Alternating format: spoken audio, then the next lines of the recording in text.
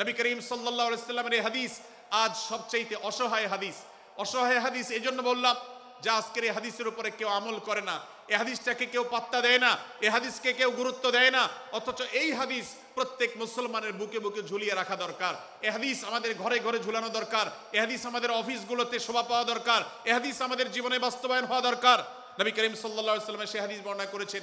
আবু হুরায়রা রাদিয়াল্লাহু তাআলা আনহু তিনি বলেছেন, লা তাহাসাদু, লা তাহাসাদু, হে মুসলমানরা তোমরা কেউ কাউকে কখনো হিংসা করবে না, কেউ কাউকে হিংসা করবে না। আমাদের মধ্যে হিংসা আছে না নাই? হিংসা আছে না নাই? আমরা একে অন্যকে হিংসা করি। একদল মুসলমান অন্য দল মুসলমানকে হিংসা করে, কেউ কারো ভালো দেখতে পারে না। ভাইরা আমার, আল্লাহ নবী বলেছেন, লা তাহাসাদু, তোমরা একে অন্যকে হিংসা করো না। ওয়ালা তানাজাসু, কেনা বেচা করতে গিয়ে কেউ কাউকে ধোঁকা দিও না, প্রতারণা করো না। ওয়ালা তাবাগাদু, তোমরা একে অন্যের সাথে শত্রুতা বিদ্বেষ পোষণ করবে না। ওয়ালা তাদাবারু, তোমাদের কেউ যেন কারোর পেছনে লেগে না থাকে, কাউকে অবজ্ঞা যেন না করে।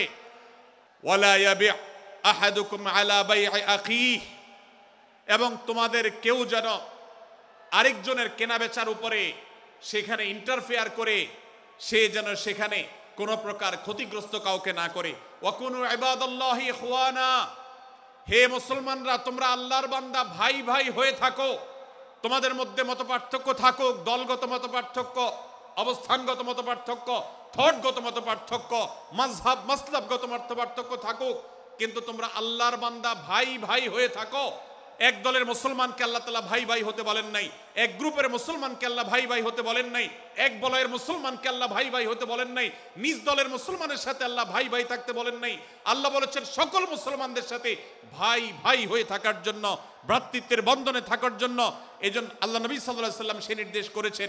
আল্লাহ নবী সাল্লাল্লাহু আলাইহি ওয়াসাল্লাম আরো বলেছেন, আল মুসলিমু আখুল মুসলিম, মুসলমান মুসলমানের ভাই। লা ইয়াজলিমুহু ওয়ালা ইয়াখযুলুহু, কোন মুসলমান কোন মুসলমানকে জুলুম করতে পারে না, তার আইল ঠেলতে পারে না, তার জমি দখল করতে পারে না, তার অধিকার নষ্ট করতে পারে না, তাকে কথা দিয়ে অত্যাচার করতে পারে না। ওয়ালা ইয়াখযুলুহু, তাকে অপমানিত করতে পারে না, লাঞ্ছিত করতে পারে না। ওয়ালা ইয়াকযিবুহু, তার সাথে মিথ্যা বলতে পারে না। ওয়ালা ইয়াহকিরুহু, তাকে তাচ্ছিল্য করতে পারে না। আত্তাকওয়া হাহুনা, আত্তাকওয়া হাহুনা, আত্তাকওয়া হাহুনা। নবীজি তিনবার নিজের বুকের দিকে তাকিয়ে দেখিয়েছেন, তাকওয়া এখানে, তাকওয়া এখানে, তাকওয়া এখানে। আমাদের অন্তরকে ভালো করতে হবে, সমস্ত মুসলমানদের জন্য উদার হতে হবে, কলিজাকে বড় করতে হবে, মনটাকে ব্রড করতে হবে, প্রশস্ত করতে হবে, অন্য মুসলমানকে ভাই মনে করতে হবে।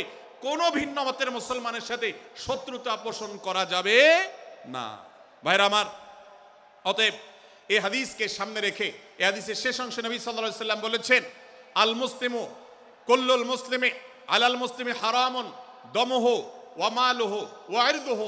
এক মুসলমানের জন্য অন্য মুসলমানের তিনটি জিনিসকে আল্লাহ তাআলা হারাম করে দিয়েছেন। কোন মুসলমানের রক্ত এটা প্রবাহিত করা, কাউকে হত্যা করা যেরকম হারাম, কোন মুসলমানের সম্পদ অন্যায়ভাবে আপনি ভোগ করবেন, দখল করবেন, মেরে দিবেন, এটা হারাম। ঠিক একইভাবে কোন মুসলমানের সম্মান নষ্ট করবেন, ইজ্জত নষ্ট করবেন, সম্ভ্রম নষ্ট করবেন, অপমান করবেন, এটাকে আল্লাহ তাআলা হারাম করেছেন। আল্লাহ তাআলা আমাদের সবাইকে অন্য মুসলমানদের ব্যাপারে এরকম দায়িত্বশীল ভূমিকা রাখার তৌফিক দান করুন, বলুন আমিন।